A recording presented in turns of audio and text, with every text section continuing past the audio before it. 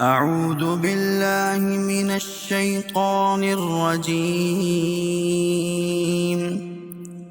بسم الله الرحمن الرحيم. إذا وقعت الواقعة ليس لوقعتها كاذبة خافضة رافعة إذا رجت الأرض رجا وبست الجبال بسا فكانت هباء منبثا وكنتم أزواجا ثلاثة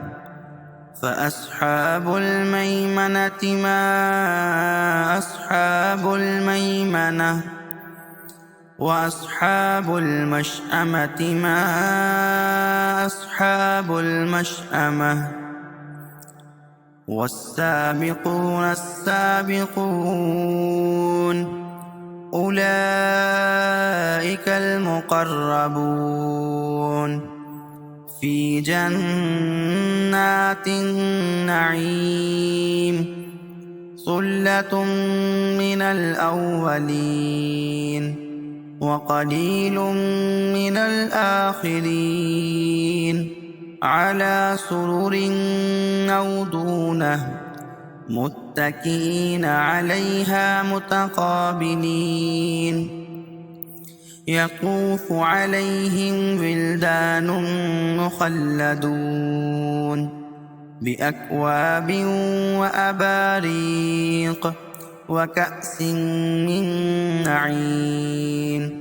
لا يصدعون عنها ولا ينزفون وفاكهة مما يتخيرون ولحم طير مما يشتهون وحور عين كأمثال اللؤلؤ المكنون جزاء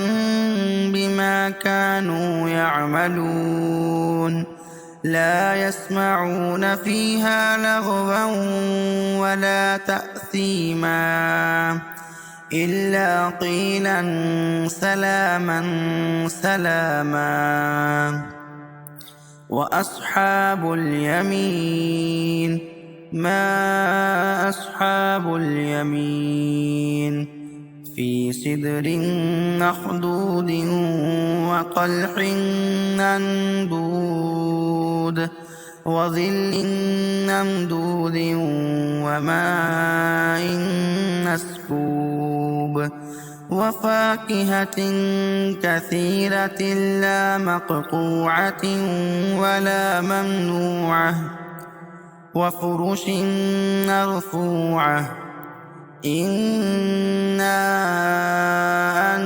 أنشأناهن إنشاء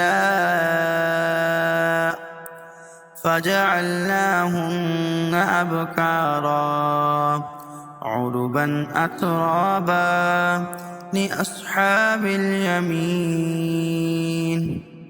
ثلة من الأولين وثلة من الآخرين وأصحاب الشمال ما أصحاب الشمال في سموم وحميم وظل يحموم لا بارد ولا كريم إنهم كانوا قبل ذلك مترفين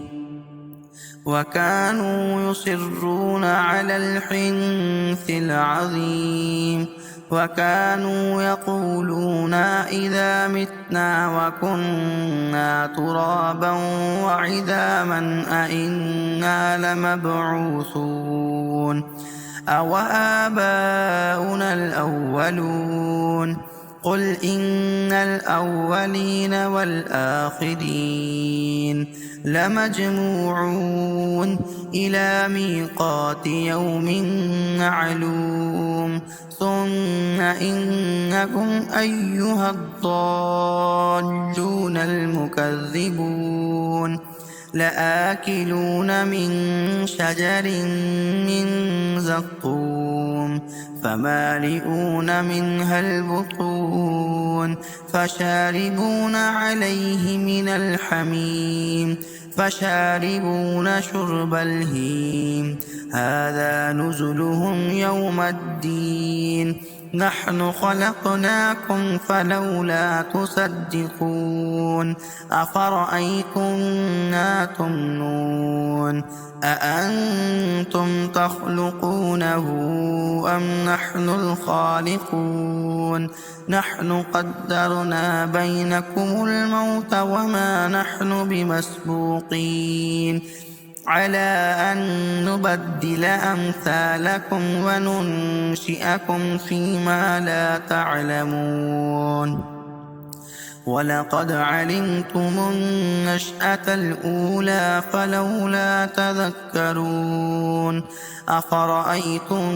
ما تحرثون أأنتم تزرعونه أم نحن الزارعون لو نشاء لجعلناه حطاما فظلتم تفكهون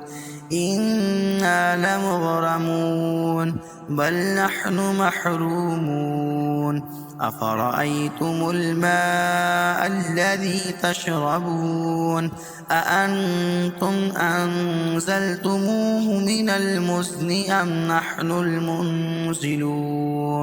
لو نشاء جعلناه أجاجا فلولا تشكرون أفرأيتم النار التي تورون أأنتم أنشأتم شجرتها أم نحن المنشئون نحن جعلناها تذكرة ومتاعا للمقوين